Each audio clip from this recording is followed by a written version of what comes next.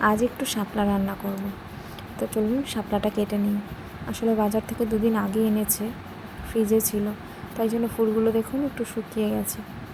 টাটকা হলেই বেশি ভালো হয়, তবু রয়েছে যখন করেই ফেলি। তো শাপলাগুলো আমি কেটে ধুয়ে নিলাম। আর এদিকে কাঁচা লঙ্কা, কাঁচা পেঁয়াজ কুচিয়ে নিয়েছি, নিয়ে নিয়েছি চিংড়ি মাছ।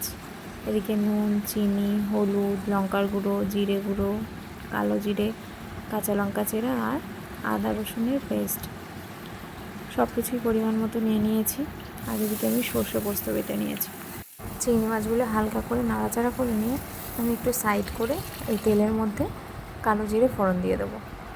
তো কালো জিরে ফোড়ন দেওয়ার পর এর মধ্যে আমি দিয়ে দেবো কাঁচা পেঁয়াজ। কাঁচা পেঁয়াজগুলো দিয়ে চিংড়ি মাছের সাথে ভালো করে ভেজে নেব।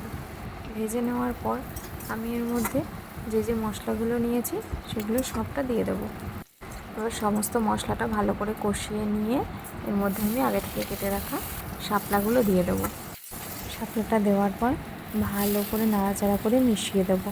এই নাড়াচাড়া করতে করতেই দেখবেন একদম অল্প একটু হয়ে গেছে, মানে যেটুকু শাপলা কেটেছিলাম তার প্রায় অর্ধেকেরও কম হয়ে গেছে। তো এর মধ্যে তো জল ব্যবহার করার প্রয়োজন নেই, কারণ শাপলা থেকে যেটুকু জল বেরোবে তাতেই সবটুকু সিদ্ধ হয়ে যাবে। তো সবটা ভালো করে নাড়াচাড়া করে নিয়েছি, প্রায় শুকনো শুকনো হয়ে এসেছে। আমার রান্না প্রায় রেডি হয়ে গেছে। এখন আমি সর্ষে পোস্ত বাটাটা এর উপর দিয়ে ছড়িয়ে দেবো, দিয়ে একটুখানি নাড়াচাড়া করেই নামিয়ে নেব। শাপলা রান্না রেডি। এবার আমি এটাকে নামিয়ে নেব। তো আজকের রেসিপিটা সবার কেমন লাগলো অবশ্যই কমেন্ট করে জানাবেন। নিরামিষ শাপলা রান্নাও বেশ ভালো লাগে, আর যদি এর মধ্যে খানিকটা নারকেল কোড়া পড়ে তাহলে তো আর কথাই হবে না। তো আজ আসি, দেখা হবে নতুন কোনো ভিডিওতে।